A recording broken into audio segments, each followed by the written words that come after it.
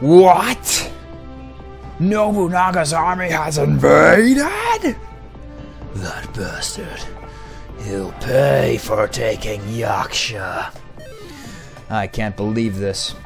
Right when I thought I could enjoy the territories that we took from Nobunaga, we get invaded by his army. This is the least likely thing I expected to happen. I mean, after all the training we've been doing. But I kinda let it happen. I'll be honest, people. I didn't want this to happen, but I was careless in my warrior placement. You see, another important thing, other than Jello Pudding Pops and Bill Cosby, is that you have to have warriors in that kingdom.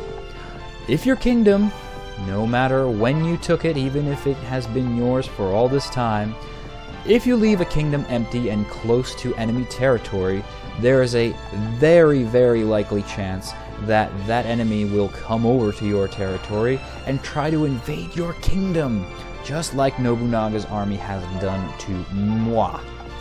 So we're going to have to rearrange our warlords here, and regular standard warriors as well, to take on a portion of Nobunaga's army, get a taste for what they're trying to delve into, what kind of wickedness they believe in. That last guy that we faced, Ujiyasu, didn't seem like such a terrible guy. Kotaro, on the other hand, he was just plain scary. I mean, that guy looked like he was ready to lunge for the throat at any point, and we would be done. So I've got mixed feelings about Nobunaga's army. I mean, Nobunaga, that's clear cut. He's the game's biggest douchebag. I mean, the dude in history got guns from the Portuguese and then was totally like, I got a hack. Haha, I win. Cheats all around. Guns beat ammo of arrows, bitches. So that's who he is in real life. But in the game, he's horrible too. He wants to take out the entire Ransei region by smothering it with the legendary might of whatever legendary Pokemon created this place. I still can't figure it out. Who was it? Was it Kyogre? There's a lot of water around. Maybe it was. Maybe this is like the remnants of the land that Kyogre flooded.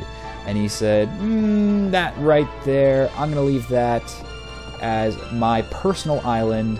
And then somehow this jackass Nobunaga got here. And then I guess we're jackasses too if we just decided, hey, Kyogre made an island and it was kind of his private beach alcove. Well, I'm just gonna come here and take over. I mean, that's the entire nature of this game, is takeover. But trust me, Nobunaga, bad dude. At least when we take over, we want our kingdoms to be happy. We want our warlords and Pokemon likewise to be training their well-disciplined manners of fighting for fun and for good discipline because it is healthy. If you just sit around with your Pokemon all day on the couch and do nothing but lounge around like a Snorlax all day, you and your Pokemon will wither away in lack of health. So you need to train every day, no matter what you do.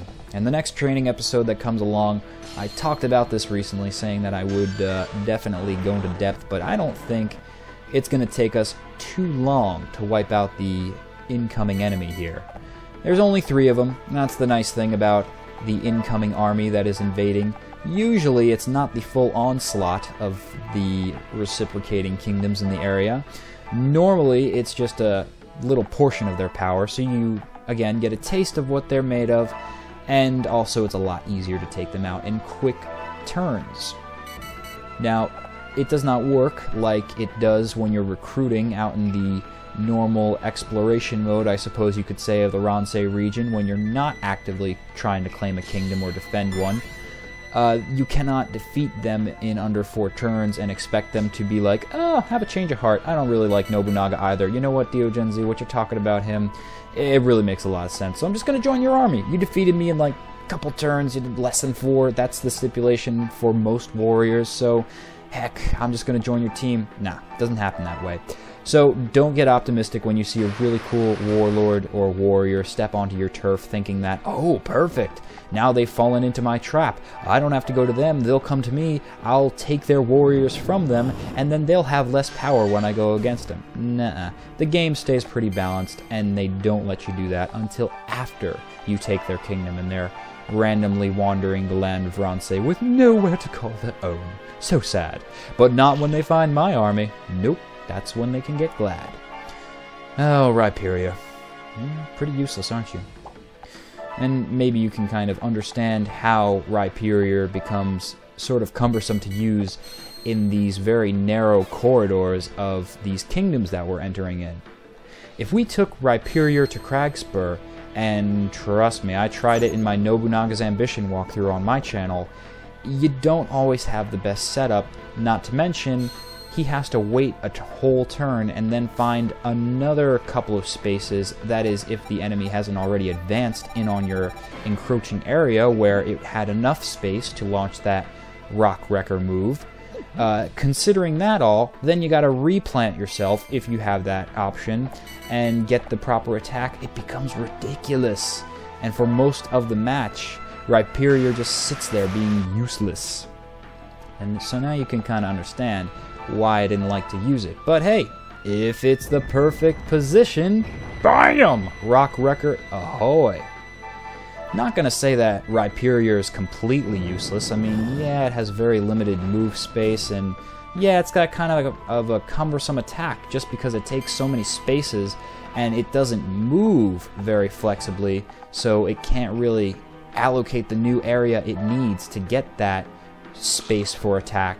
That becomes a hindrance, but whew, if you could launch that move, boy, you could knock out a lot of Pokemon, and you gotta know when to use it. You gotta know when to use your warlords and Pokemon right. You would not enter a Greenleaf match with only Pokemon from Fontaine. It's simple as that. You would not take a knife into a gun battle. That same kind of concept. Know thy enemy and strike when the time is right.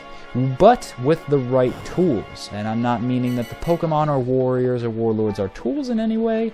They are our partners. But in the same sense, you need to know when it's time to take out the partner that is the Allen wrench, when you need to take out the partner that is the hammer. You're not going to use the wrench to put in the nail that is the coffin of Nobunaga now, are you? I don't think so. You're going to go grab that hammer of might and slide him with Darumaka into this damned army that thinks they could take over my kingdom. Once Kotaro was kicked out, I didn't plan on getting any more of Nobunaga's presence here. So beat it, bitches!